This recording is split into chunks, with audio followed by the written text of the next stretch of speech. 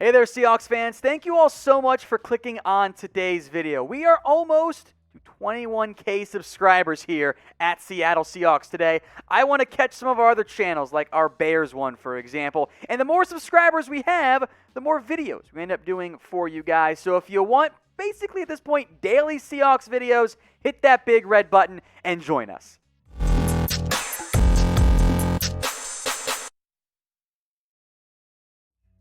We're watching Seattle Seahawks Today here. I am your host, Tom Downey. Let's dive into some cornerback conversation around a potential breakout player, namely cornerback DJ Reed, floated out there by Fansided as a breakout candidate for the 2021 season. Now, we can go way back, roll back tape. I was excited when Seattle picked up DJ Reed. Okay, he's got some nickel corner, some safety ability. I wouldn't be surprised if he made the team. I liked him quite a bit coming out of Kansas State as well.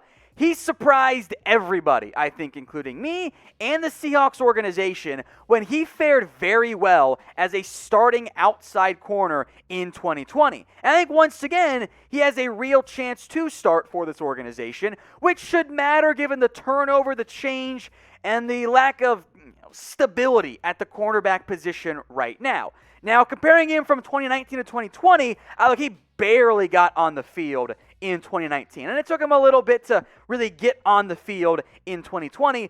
But I think the production speaks for itself. The completion percentage, the passer rating has consistently and steadily dropped in the correct direction. It's gone down over the years. Defense snaps have gone up. Higher volume has played better. More quality and quantity of play as well. 7 pass breakups, 2 interceptions this past year. I like DJ Reed quite a bit. So what is your confidence level in Reed, who I think kind of reality right now is the team's #1 corner with what's been invested and what the return is at the position? So get your votes in for me. Rate it on a scale of 1 to 10. 1 being no confidence, 10 being the most amount. Look, I personally am pretty darn excited for DJ Reed's future. I think he's got a lot of upside. I think he can be a starting corner. And the best part is he's still pretty cheap. Now, do I want to pay him big money? That's a different conversation for a different day.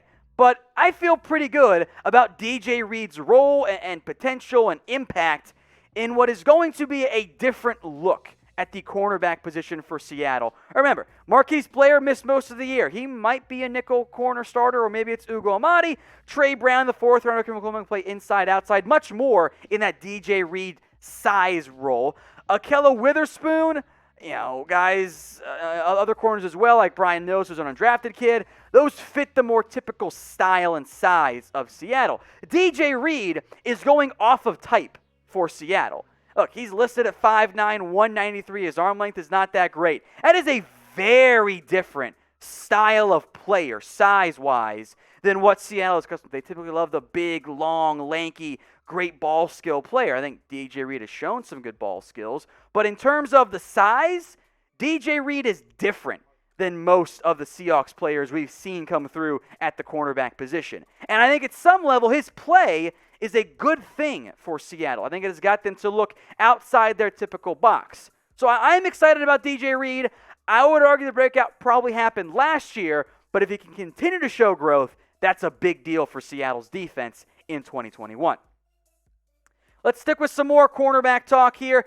Is Trey Flowers going to start, namely over Ahkello Witherspoon? The ESPN 710 Seattle guys got together and were like, yeah, we think Trey Flowers is going to start.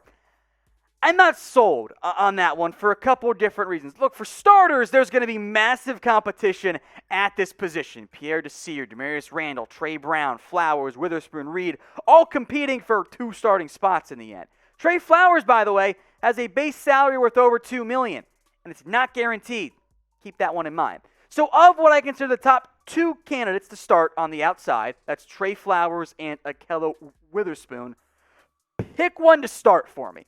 Type TF for Trey Flowers or type in AW for Ahkello Witherspoon. This is the pinned comment on today's video. So you get the ad break here on YouTube, scroll on down, and get your votes in. When I look at this depth chart right now, I see DJ Reed, who I think will handle 1 starting spot. I see Marquise Blair, Ugo Amadi competing for that nickel corner role. I'm not really sold on Demarius Randall. But I think Witherspoon, Desir, Flowers, and Brown, probably Brown more so future than immediately this year, are all fighting to be the other outside starter. And I genuinely don't fully believe in Trey Flowers. He started several games last year, but that completion percentage is obscenely high for a fairly decent sample size. I just don't believe that Trey Flowers, who, by the way, has not been a bust. He's made too many and played too many games to be counted as a bust where he was drafted, but I don't think he's that great of an option. I would rather see the signing from the San Francisco 49ers, Ahkello Witherspoon, who, yes, is also inconsistent, but I think has shown a better floor and a better ceiling for the most part. I would rather start him, and he certainly fits the more typical mold, like I previously mentioned, of the Seahawks when it comes to, outside corners. So I would rather go with Witherspoon, but in the end, it's a competition. So we will see what that competition looks like in training camp, mini camp, in the preseason this year for Seattle. The Seattle Seahawks Today, we are now on the Newsbreak app. Go download the app today at chatsports.com/SeahawksNB. That link is right there at the bottom of your screen, and we will also put it in both the comment section and in the description to make your lives that much easier. Not only will you get Seahawks Today videos, once you follow us, of course, you'll get essential local news and weather updates, plus some politics, food, and pop culture. If you're like me, you've built this little sports bubble where you got all of the sports news that you want, and that's where you live your life. That's not great, especially as I get older, unfortunately, and my first kid's born in the not-too-distant future, but local news is important, and who gets the paper anymore? Anyway, the Newsbreak app, it's all sent right to your phone. So download it today at chatsports.com/SeahawksNB. Let's go to the offense now. How about the idea of signing Austin Reiter? I am actually very intrigued by this particular move. And this is something I've mentioned before, and I'm very much on board with trying out and doing here. Now, this has been suggested to us by Sports Illustrated, which sometimes I like. I think this is a pretty good example here. I thought Reiter fared pretty well for the Chiefs last year. And the biggest reason why I am on board with trying this is that I'm not sold yet on Ethan Pocic. And the depth at center, by the way, is not particularly good, if we're being honest here. Kyle Fuller, Brad Lundbane, Pierre Desir is not someone I'm banking on to be an impact player.